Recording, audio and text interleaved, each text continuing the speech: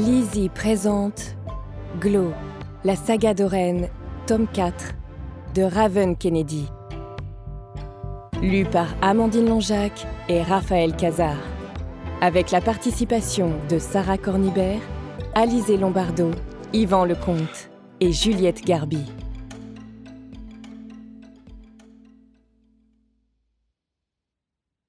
À propos du livre.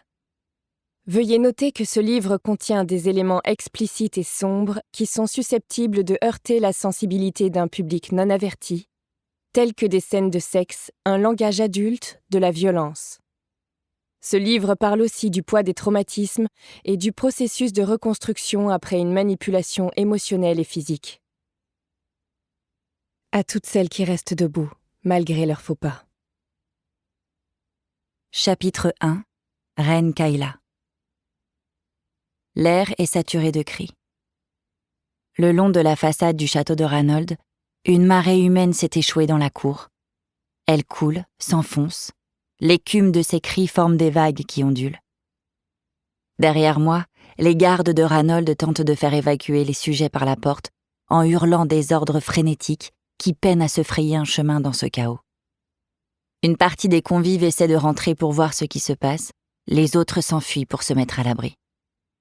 Manu et mes gardes sont parvenus à nous faire sortir, mais de justesse.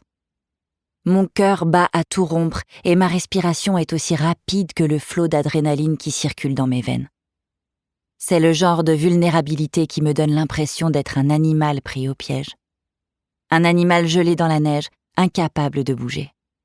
Et pourtant, ce qui me cloue vraiment au sol, ce sont les bruits qui proviennent du château, qui tapent, claquent, retentissent, fracassent.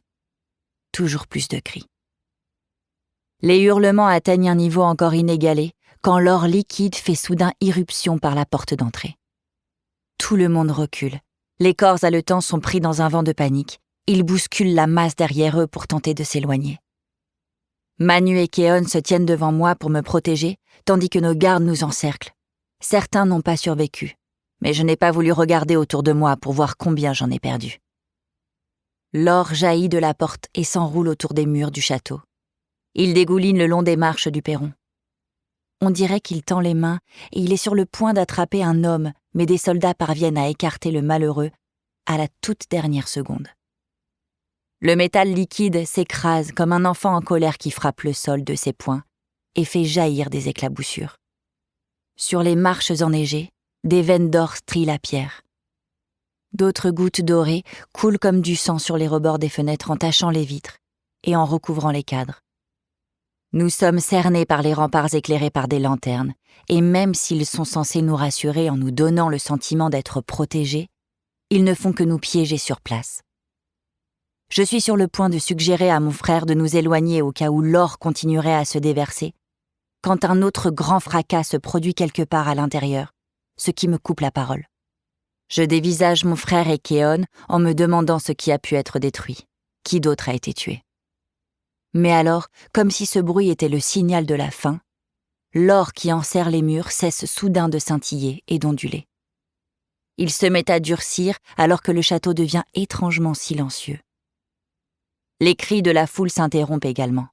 Tout le monde attend avec impatience de voir si c'est vraiment fini. Je ne sais pas combien de temps nous restons là à regarder et à écouter, mais les taches d'or sur la pierre grise ne bougent plus. Et malgré les torches qui diffusent la lumière du feu, tout semble plus sombre, plus froid. Les mouvements et les sons ont peut-être cessé, mais j'ai la sensation qu'ils prennent vie en moi. Mon corps commence à trembler, mon esprit est assailli par un flot de pensées bruyantes qui tourbillonnent. Par toutes les déesses, qu'est-ce qui vient de se passer? Dans la neige où je me tiens, mes chaussures sont trempées et j'ai la chair de poule dans l'air glacial de la nuit. Je n'étais pas censée sortir dans cette robe. En ce moment, je devrais être dans la salle de bal. Je devrais être en train de fêter l'annonce de mes fiançailles tout en faisant des plans pour que mon contrôle s'étende au 6e royaume. Et je devrais avoir plus chaud. En baissant les yeux, je découvre des taches d'or qui éclaboussent ma robe bleu foncé en formant un ensemble hétéroclite de points brillants. Je n'ose pas passer mon doigt dessus. Pas après ce que j'ai vu dans cette salle de bal. Est-ce que ça s'est arrêté?